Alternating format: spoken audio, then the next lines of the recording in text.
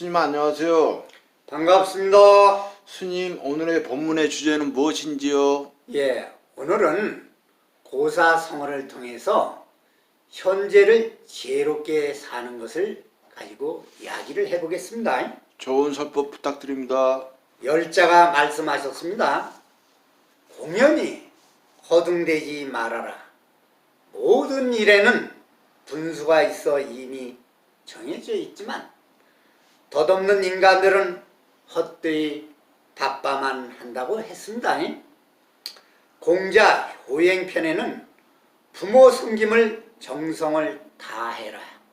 그러나 요즘은 서구 사상이 우리나라에도 들어와 물이 들어가지고 부모에 대한 효행이 물질에 있어요.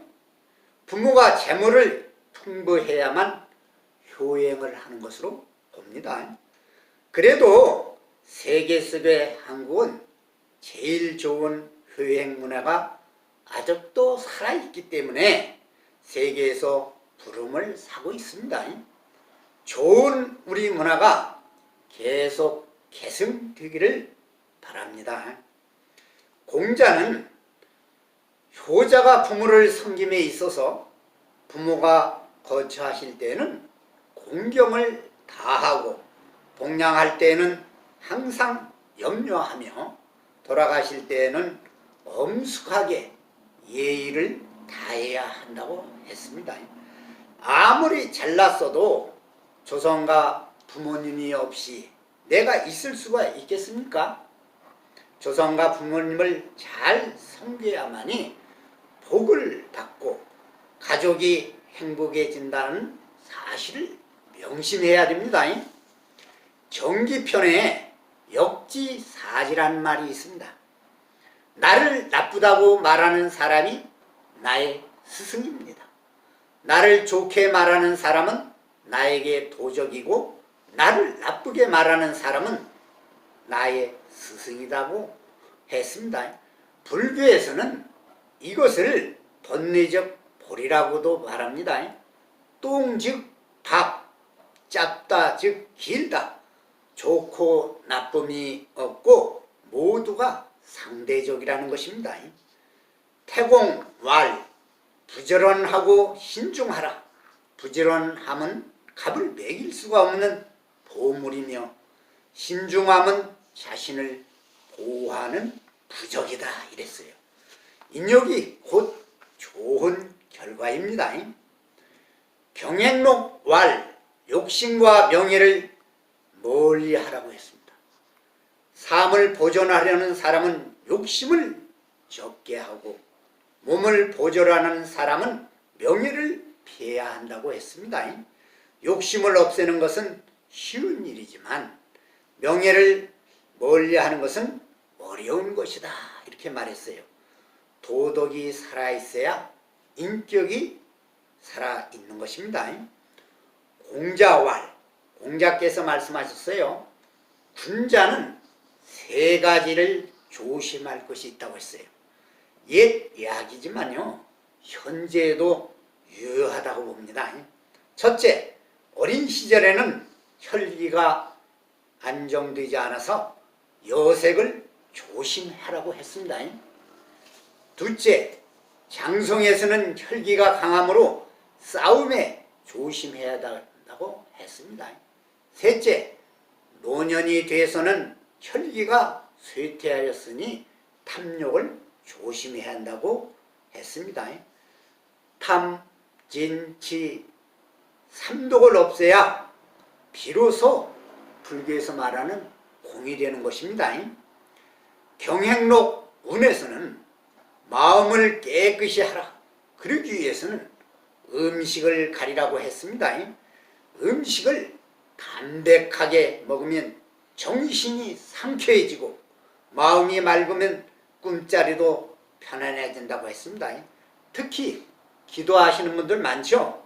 신구의 삼업을 청정히 하고 음식 조심, 말 조심, 행동 조심을 꼭 해야 기도를 성공할 수 있습니다. 불자님들 명심하십시오. 네. 바른 마음으로 타인을 대하라. 마음을 바르게 하여 사물을 대한다면 비록 책을 읽지 않더라도 덕이 있는 분자라고 할 것이다. 분노와 욕심을 억제하라. 분노를 참는 것을 불을 끄는 것 같이 하고 욕심을 막는 것은 물을 막는 것처럼 하라고 했어요. 그럼 탈 없이 살고 사는 방법이 자연을 닮았다고 한다고 했습니다. 나쁜 버릇 고치는 것이 약이 되는 것입니다. 재견지운에 여자를 조심하라고 했습니다. 여색을 피하는 것은 원수를 피하는 것처럼 하고 바람을 피하는 것은 화살을 피하는 것처럼 하라고 했어요. 빈속에 차를 마시지 말라고 했습니다. 밤에는 음식을 적게 먹어라. 불교에서는 첫째 계율이 사음에 있어요. 어렵기 때문에 제1계에다 놨습니다. 또 음식은 오후 불식이에요. 오전에 한 번밖에 못 먹습니다. 남반불교에서. 근데 대승불교에서는 아침에 죽하고 두 끼를 더 먹어서 세 끼를 다 먹습니다.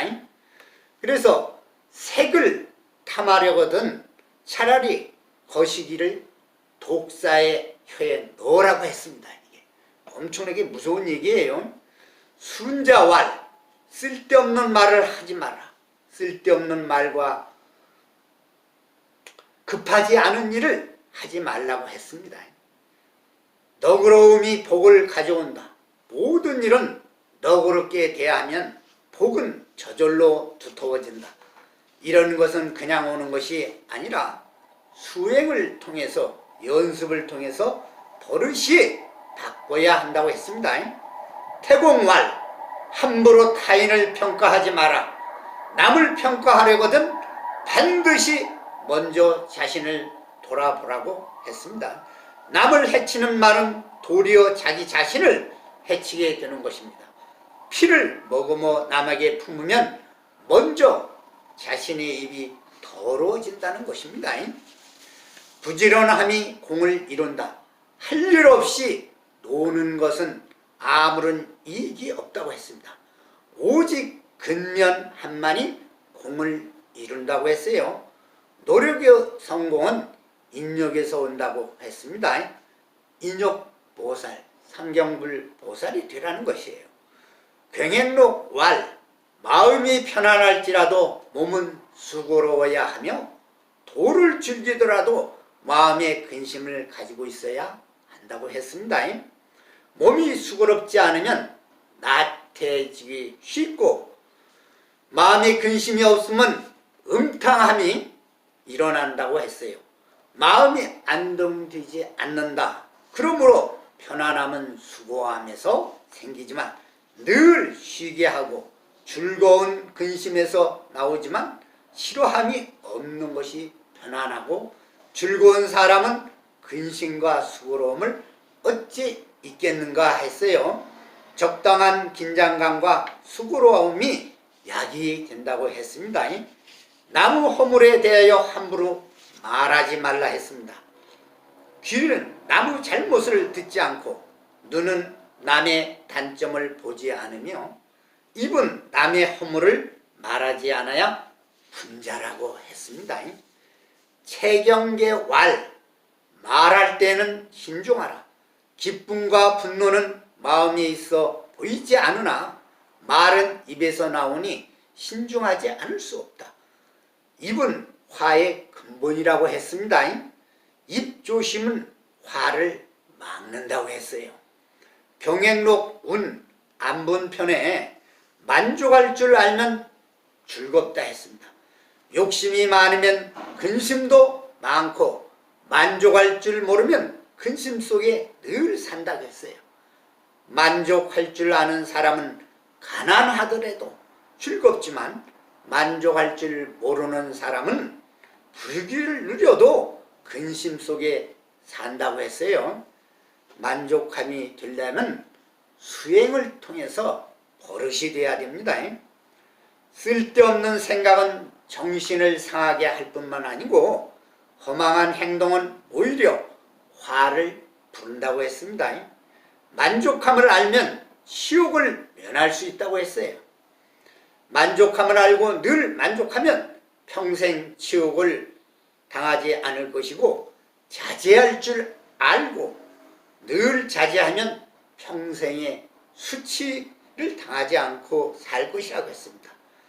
잡념을 없애는 방법은 좋은 수행을 또 좋은 스승을 만들어서 길들여야 합니다.